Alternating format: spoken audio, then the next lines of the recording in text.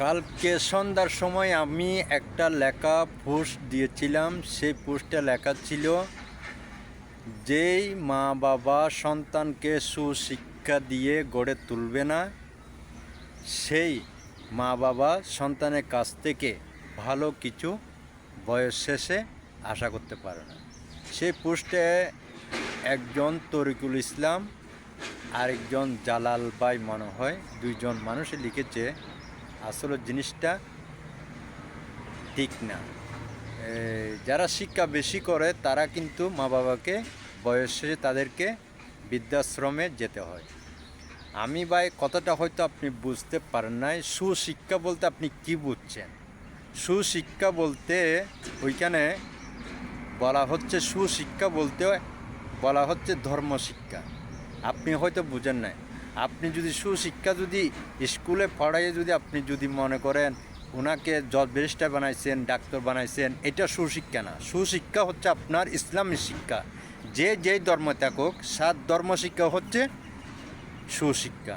কিন্তু আমার ওই পোস্টের মধ্যে 12 জন কমেন্ট করেছিল। 12 জনের মধ্যে ওইখানে একজন হাফেজ অলিউল্লাহ পাটোয়ারিও ছিল, আরেকজন আলেম ছিল, দুইজন আলেমও ছিল ওই কথা। কিন্তু পরে যে তারাও বলছে ওই কথা ঠিক আছে, কিন্তু সুশিক্ষা কিন্তু হয়তো আপনি বোঝার ভুল হয়েছে।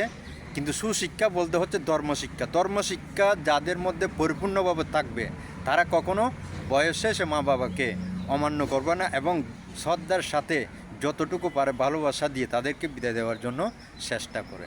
আমি ওইটাই বলেছিলাম, কিন্তু আপনারা হয়তো বুঝতে পারেন না। প্রিয় ভাই বোনেরা আমার, যদি বোঝার ভুল হয় এটা বুঝে নিন। সুশিক্ষা ধর্মশিক্ষা, এবং তার যেই ধর্ম সেই ধর্ম। আমরা ইসলাম, আমরা মুসলিম, আমাদের ধর্মশিক্ষা হচ্ছে পবিত্র কোরআন শিক্ষা। পবিত্র কোরআন এলেম যার কাছে থাকবে সেই কখনো বয়স শেষে মা বাবাকে কষ্ট দেবে না। প্রিয় তরিকুল ভাই এবং জালাল ভাই, আপনারা আশা করি বুঝতে পেরেছেন আমার কথাটা। আজকে আমার এই ভিডিওটা করা হচ্ছে আপনাদের উদ্দেশ্যে, নয়তো আমি এই ভিডিও করার কোনো উদ্দেশ্য ছিল না। প্রিয় ভাই বোনেরা আমার, যদিও ধর্মশিক্ষা যদি আপনার ছেলে মেয়েকে যদি আপনি দিতে পারেন, এখানে আমি মনে করি যাদের মধ্যে পরিপূর্ণভাবে ধর্মশিক্ষা থাকবে তারা কখনো মা বাবাকে বয়স শেষে কষ্ট দেবে না। যতটুকু তাকে ততটুকু দিয়ে তারা পরিপূর্ণভাবে তাদেরকে শ্রদ্ধা এবং ভালোবাসা দিয়ে বুঝিয়ে রাখবেন। তা আশা করি যারা এখনও মনে করেন ধর্মশিক্ষার বাইরে আছেন, ছেলে মেয়েকে আমি সবসময় আমার পোস্টে বলি, আপনার ছেলে মেয়েকে আপনারা ধর্মশিক্ষা দিন।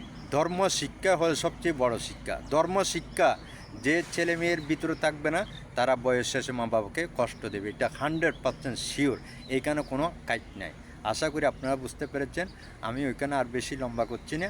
তরিকুল ভাই এবং জালাল ভাই, আশা করি আমার কথাটা বুঝে এবং আপনারা প্রয়োজন হলে আপনারা অন্য কারোর কাছ থেকে বুঝে নিতে পারেন। এর সুশিক্ষা হলো এইটাই, আর কোনো সুশিক্ষা নাই। সুশিক্ষা হচ্ছে আপনার ধর্মশিক্ষা। ধর্মশিক্ষাই হচ্ছে সুশিক্ষা। আমি ওই কথা ওইখানে উল্লেখ করেছিলাম যে সুশিক্ষা দেওয়ার জন্য। হয়তো আপনারা বুঝতে পারেন নাই। আমার যদি ভুল হয়ে থাকে আমাকে ক্ষমা করবেন।